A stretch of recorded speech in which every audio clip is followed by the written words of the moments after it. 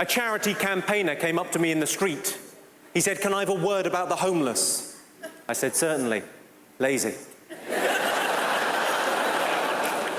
I've actually got involved in a charity recently. It's not really what the show is about, but I've got involved in this little charity, and I just think it's just a cool idea. It's only a small thing, but I was going to briefly, just 20 seconds of your time. It's not really what the show is about, but I'll just tell you what we're doing, and if you think it's a cool idea, Montreal, you could just Google it. You could just have a look, and you know, and maybe get involved, maybe make a donation, and if not, you can just forget about it. It's not important to the show. What we're doing is we're taking obese children, and we're sending them to the rainforest. I don't mind you tittering, because we're already seeing incredible results. And if you want to be part of that, it's feedthetigers.com.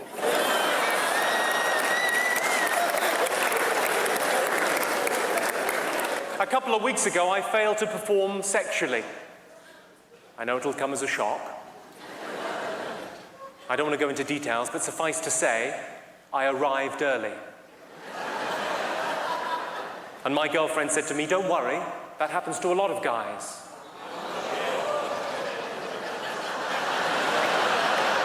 I said, "Well, there's two things the matter with that. One, who are these a lot of guys? And two, if it's happening to more than one of us, don't you think it could be your fault?"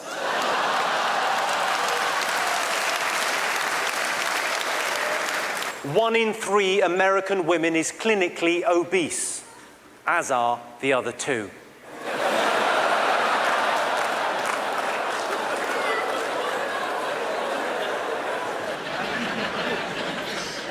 You're sniggering. What's your name, blonde lady? Leave alone.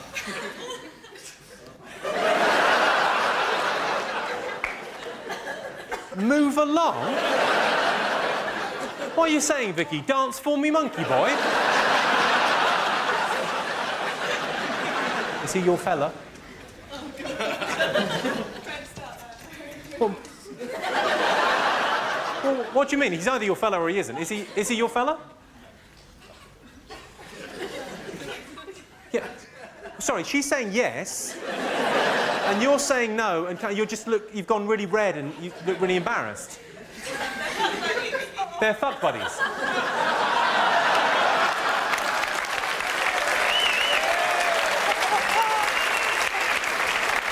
Oh! I see. How very modern. How very 2005. So you're not going out with each other, but you are fuck buddies. That is fantastic. Can we just all take a moment to, congratulate that man there?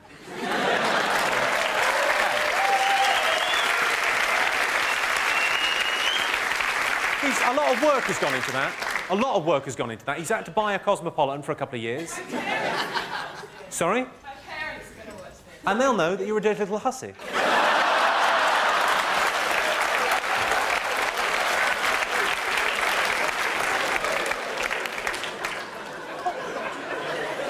The great thing about that is that he's convinced you that, yeah, we don't need a relationship. It's so old-fashioned. I should be able to sleep with whoever I want to sleep with. And so should you, as long as it's just me. When I say... There must be something else going on. Yeah, there'll be a lot of jokes. It's not every day I get to talk to a slag. Come on. Now, I don't know where the mark is until I overstep it. That's my... You just did. That is juvenile. Sorry, for those of you that didn't see that, it'll be on the DVD. Available at all good car boots. Vicky's response to that. Yeah, she's been called a slag at a show. That's not good in anyone's book, and I apologise for that unreservedly. But did you really need to do that?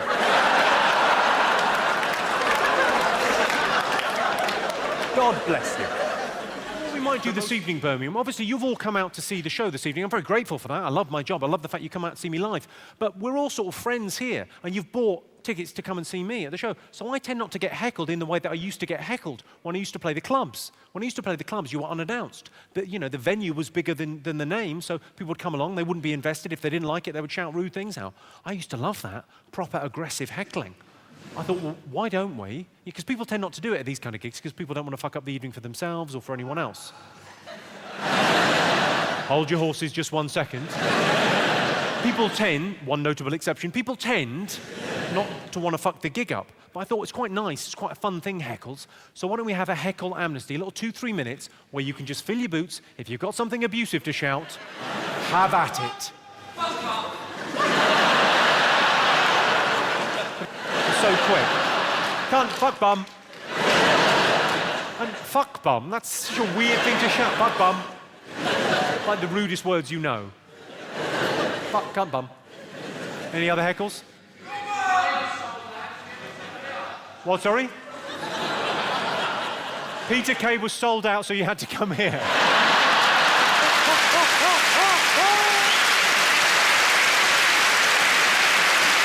Yeah. Unlucky. I bet he wouldn't have called you a cunt. Unfortunately, I'm not Peter Kay. Cunt. It's a very different kind of show. Peter's show's different. When's the comedy on? When's the comedy on? Really? What's your name, sir? What's your name? David. David? What's your favourite colour, David? Blue. Blue, okay.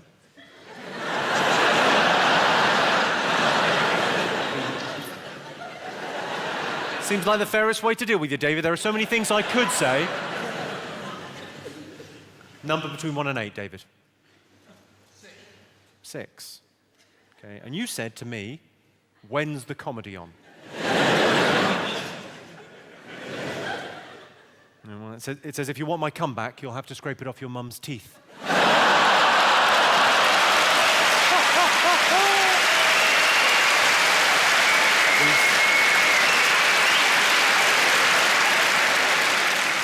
These things don't lie, David.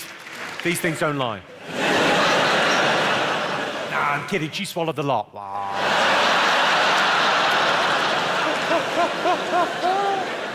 I love swearing. I've always quite... Oh, you all right? Sorry, what was that?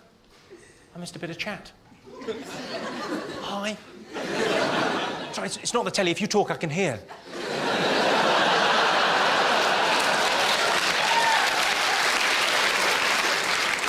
Now you're looking pissed off. You're thinking, I didn't press the red button. It's gone all interactive. What were you saying? Go on, say. I thought you were talking about snake bite drink. You thought... You just said, I thought you were talking about snake bite the drink. Yeah. What happened was... Okay, in a joke is like 2 stories, yeah? And the first story makes you make an assumption about something. So the assumption people made about snake bite in that joke was that it was a snake biting you. But that's the setup of the joke. So you made the assumption he's talking about a snake biting someone. In the second part of the joke, often known as the punchline, what you'll find is that rug will be whipped from under you, and you'll realise that the assumption you made was erroneous. Suddenly revealing a fact that was previously concealed is the nature of all one-liners, madam. So in essence, I was talking about both snake bites, the thing that happens when a snake bites you, and also the drink. No problem at all, it's lovely to help.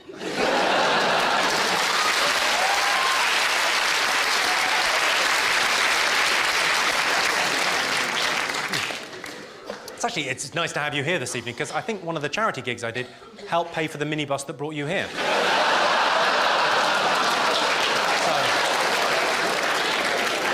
nice to see that money wasn't wasted.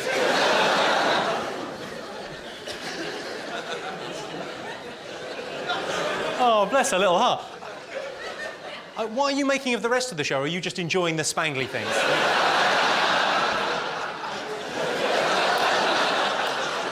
I read an article recently about British men's ultimate sexual fantasy, and it surprised me. The results of it surprised me. It was a proper survey. They asked 3,000 men their opinion. I'd like to do a little straw poll in here this evening, because the results of this, I was shocked.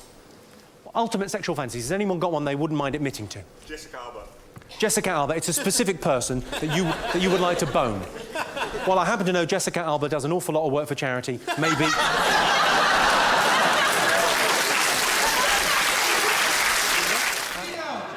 What, sorry? Posh prick. Posh prick seems a bit harsh.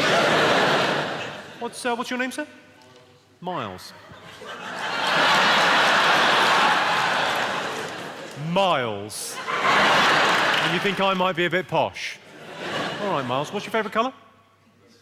Blue. Seems like the fairest way to deal with this. You get some B-L-U-E. Number between 1 and 8, Miles. 4. All right. Ooh. It says if you've come as a cunt, you've won. Bit of good news.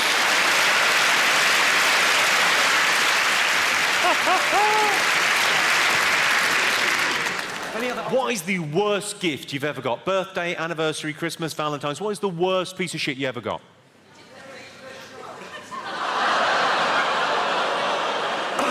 We've had a heckle. Go on, what was that, sir? A little bit louder.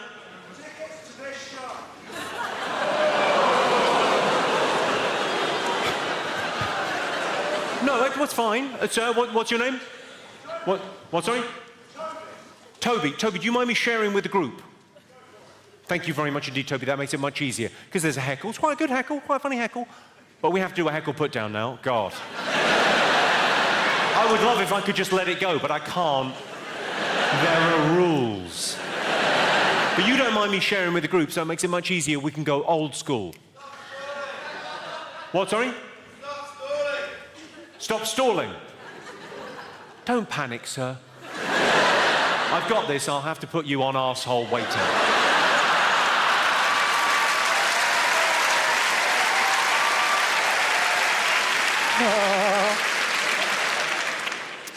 Toby's mum is so fat. She's a fucking disgrace, Toby. Your mum is such a chunky monkey wobble slob. Fatty boom batty blubbernaut. She's so fucking fat, when she fell down the stairs, I thought EastEnders had finished. Boom, boom, boom, boom, boom, ba ba ba bum.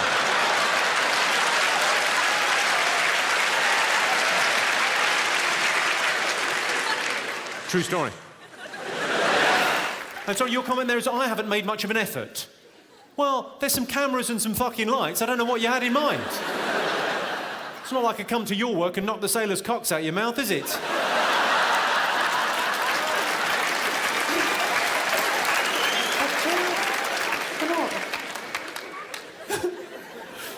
Seems like a very weird thing from quite a tough-looking man from Glasgow to say. Oh, you've not made much of an effort. I thought you'd be dressed up prettier. It's a little bit prison rape coming from you, sir. That's what it feels like. Any other?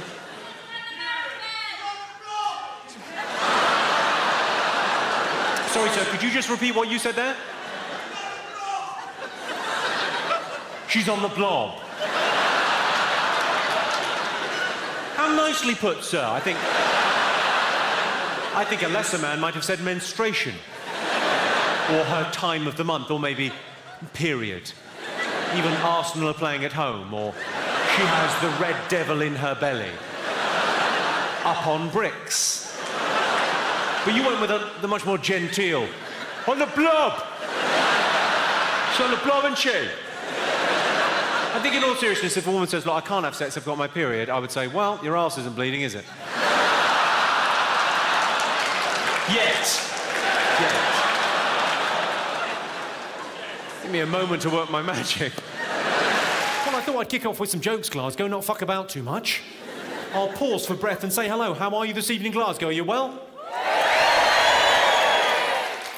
Like an angry mob. Well, I thought we'd kick off properly. We're in a beautiful room, the Armadillo in Glasgow, bloody marvellous. I thought we'd start things properly, yeah? Because everyone's dressed up, it's a Saturday night. Let's start things properly. Let's have a round of applause for the ladies. Let's have a round. Yeah, let's have a round of applause for it. Yeah, quite right. Yeah. That's probably enough. Looking around, some of them have made no effort. You've not made an effort, have you? Any other ultimate sexual fantasies? A Viking helmet. A Viking helmet? What have you got, 2 vaginas? Good, lovely. Any other ultimate sexual fantasies? Schoolgirl? And then you've pointed at your man. Yeah, I think we've got a special term for a schoolgirl fantasy now. We call it pedo. Sorry, sir, what do you like? Schoolgirl teacher. Schoolgirl teacher? Schoolgirl, though, really. Yeah, no, because the specialist term for the schoolgirl you are a pedo. It's good. Look at the positive. You get to be on a list. That's nice. That's nice. Everyone in the neighbourhood knows where you live. That's convenient, isn't it? Do you make her dress up as a schoolgirl? She's done it. She's done it? Have her washed and brought to my room. I'm joking. Don't wash it. Come on in, sit down. What's your name, madam? Alexa. Alexa. And what is it, some sort of cystitis? What's the matter? What do you do for a living, Alexa? Lots of things. You do lots of things.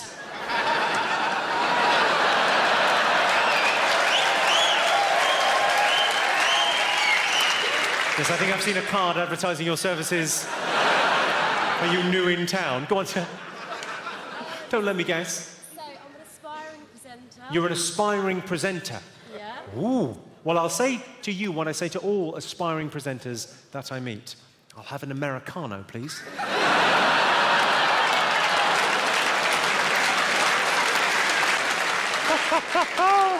Oh, I fucking love my job.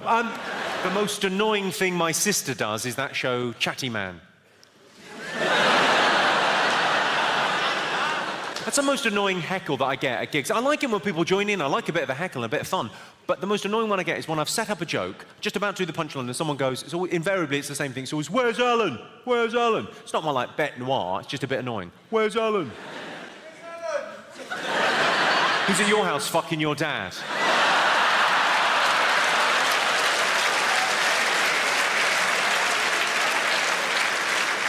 I think we all knew, including him, I think we all knew that was a trap.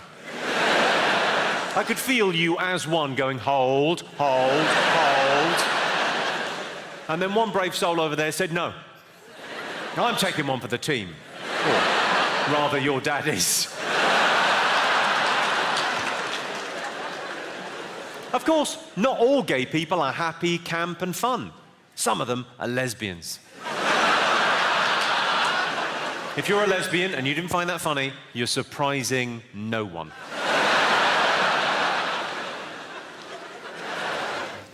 My crisps tasted rubbish. Oh.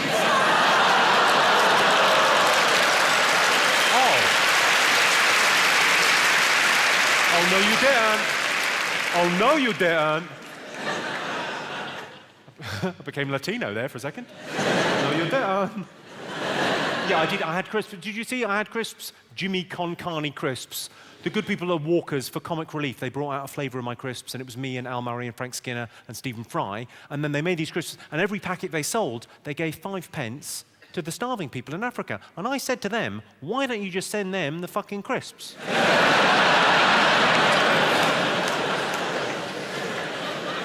It's got to make more sense, hasn't it? Because they can't be as fussy about the flavours. If you're starving, you're fine, aren't you? Well, these are a bit... Nah, fair enough. Any other ultimate sexual fantasies? Girlfriend. My girlfriend? Well, maybe we could double team her. My girlfriend is your ultimate sexual fantasy. Yes, people see my girlfriend and they see me and they say, she's only going out with you because you're famous. And I say, but I am famous. What's your point? Is that your girlfriend? That is my girlfriend. That's your girlfriend? I'm not going to swap if that's okay.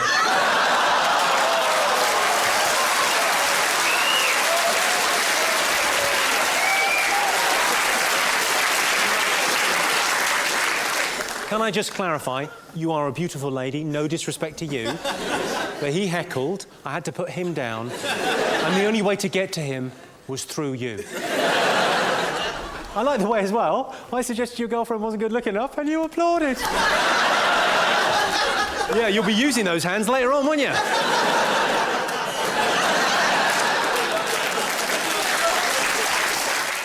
Hello, I'm Jimmy Carr and I've got a new tour. It's called Jimmy Carr Laughs Funny. Now, I think jokes are like magnets. They attract some people. Some people like my comedy, and a million of you came to see me on my last tour. Thanks very much, by the way. But like magnets, jokes attract and they repel. Some people are repelled by my sense of humour. If that's you, don't come and see me live. But if you like this kind of thing, come and see Jimmy Carr Laughs Funny. I'll be everywhere. Go to jimmycarr.com for details.